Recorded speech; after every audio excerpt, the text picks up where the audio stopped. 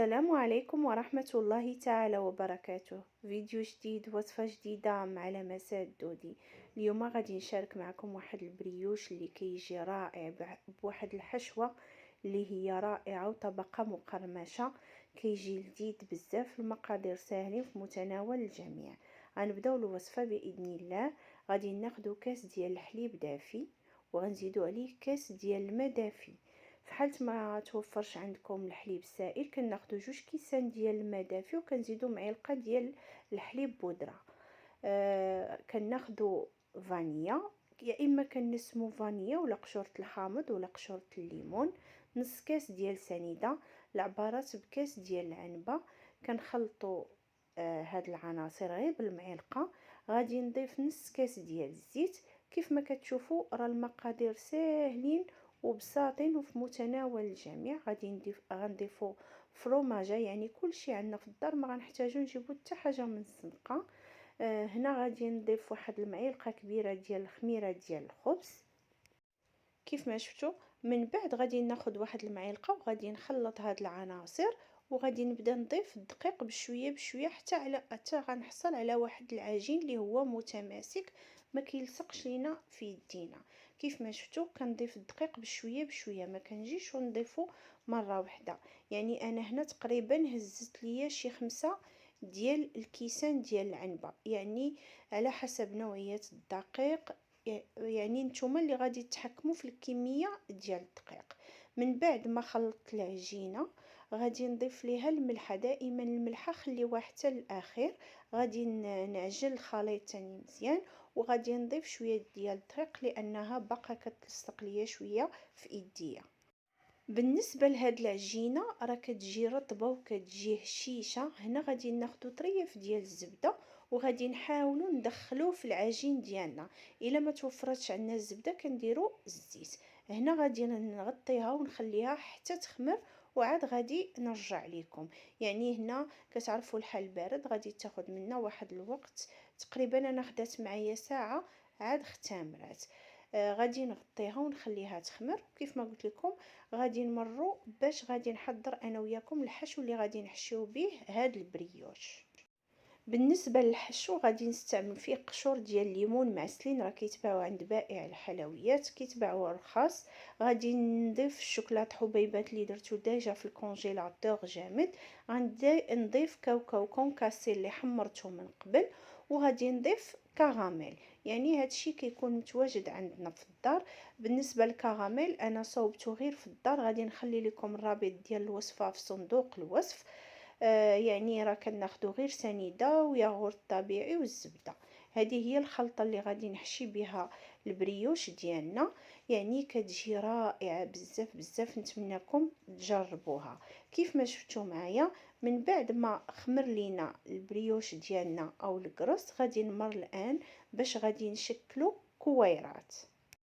غادي نخرج هذاك الهواء اللي في العجينه ديالنا. كيف ما كتشوفوا العجينه رائعه، فيها كلها فقاعات، كتجي خفيفه وكتجي لذيذه بزاف. هنا غادي نحاول نشكل كريات. كل كره غادي نستعمل فيها تقريبا 60 غرام. يعني هنا غادي ضروري غادي ناخذ الميزان وغادي نعبر الكويرات باش يجيوني في نفس الحجم، يعني ما تجينيش وحده كبيره وواحده صغيره. يعني درت 60 في كل كره. انا بغيتهم يكونوا صغار ما يكونوش كبار عاود بزاف، وانتم كتحكموا في الحجم على حساب الرغبه ديالكم. انا كيف ما شفتوا غادي نستمر بهذه الطريقه حتى غادي نكمل العجين وغادي نرجع لكم. من بعد ما كورت هذوك الكويرات غادي ناخذهم الان وغادي نحشيهم بداك الحشو ديال الليمون معسل والكاوكاو. يعني كيعطيو واحد الطعم اللي هو رائع بزاف بزاف. كيف ما شفتوا انا خديت هنا الطاوه درت فيها بابي كويسون وغادي نحط الكويرات. بالنسبه الى بغيتو تقرصوهم راه كتقرصوهم، بغيتو تخليوهم هكا يجيكم بومبي كتخليوهم. انا ما كنبغيهمش يكونوا مقرصين، كنبغي يبقى القرص ديالنا او البريوش يبقى بومبي. كيف ما شفتوا معايا انا غادي نكمل الكميه، ومن بعد غادي نمروا باش نخليوهم باش غادي يخمروا ضروري غادي نخليوهم يختمروا المره الثانيه. بالنسبه لهذا البريوش راه رائع بزاف البنات، وسهل نقدموه في الفطور او للضياف ديالنا. كيف ما شفتوا معايا، من بعد ما حشيتهم ودرتهم في الطاوه، انا هنا غنغطيهم ونخليهم يخمروا وعاد غادي نرجع لكم. كيف ما شفتوا غادي نخليهم يختمروا، وغادي نوجدوا الطبقه المقرمشه اللي غادي تزيد طعم وشكل لهاد البريوش ديالنا. انا هنا عندي اللوز ايفيلي، غادي ناخذ واحد البيضه، غادي ندير البيض بوحدو والصفر بوحدو. بالنسبه للصفر غادي نزيد عليه شويه الحليب وغنحتفظ به جانبا، وغادي ناخذ هذاك اللوز ايفيلي وغنضيف عليه كميه من ابيض البيض، ما غنضيفوش الابيض البيض كامل، يعني واحد الكميه اللي هي قليله اللي غتلبس لينا اللوز ايفيلي. يعني هاد اللوز ايفيلي كي يجي يدير واحد الطبقه اللي هي رائعه لهاد البريوش. كيف ما شفتوا كنحاول نخلط مزيان باش غادي يتلبس هذاك اللوز ايفيلي، وهو اللي غنوضعوه من الفوق. كيف ما شفتوا معايا، من بعد ما حضرت اللوز وزدت البيض الحليب، غادي نمر باش غادي ندهن البريوش من بعد ما اختمر. كيف ما شفتوا هنا البريوش اختمر ليا، غادي ناخذ اصفر البيض اللي ضفت عليه الحليب وغادي ندهن هذوك الكريسات ديالنا. كيف قلت لكم، اللي بغى يضغط عليهم راه كيضغط عليهم، اللي بغى يخليهم هكا راه كيخليهم بحال هكا. يعني كنحاولوا ندهنوا بشويه، ما نوركوش عليهم باش ما يهبطش لينا البريوش ديالنا. ومن بعد غادي نمروا باش غادي نوضع هذاك اللوز اللي درنا ليه ابيض البيض. ما نقولش لكم كيجي رائع بزاف بزاف، كيعطي واحد الطعم وواحد المنظر. نتمنىكم تجربوه لانه حقيقه كيجي لذيذ. كنديروه حتى في الكرواسا الا بغينا نستعملوها ان شاء الله. نشارك معكم واحد الكرواسه اللي كتجي رائعه وسهله.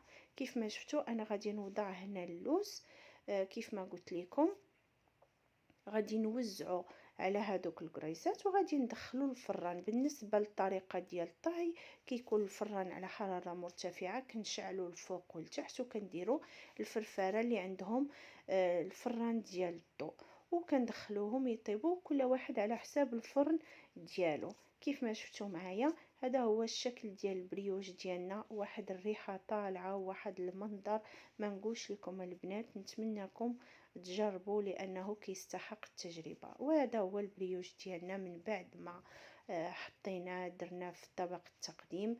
الشكل ديالو كيجي هائل، يعني الا عندنا شي عراضه جينا عندنا الناس الكوتي لوليداتنا في الصباح، يعني كيجي زوين بزاف وفي متناول الجميع. كيف ما شفتوا معايا دابا انا غادي نوريكم الشكل ديالو كيف كيجي من الوسط. كيف ما شفتوا معايا كيجي معلك بداك الشوكولا مع القشره ديال الليمون المعسله وداك الكراميل، كيجي لذيذ بزاف. وعاد ديك الطبقه المقرمشه ما نقولش لكم البنات كيجي رائع. نتمنىكم تجربوه وما تنساوش تدعموني بلي لايك وبارطاج وتفعيل الجرس ليصلكم كل جديد وبالصحه والراحه. ونتمنى نكون دائما عند حسن ظنكم وكنقدم لكم وصفات اللي نستافدوا منها جميع وبالصحه والراحه مره اخرى.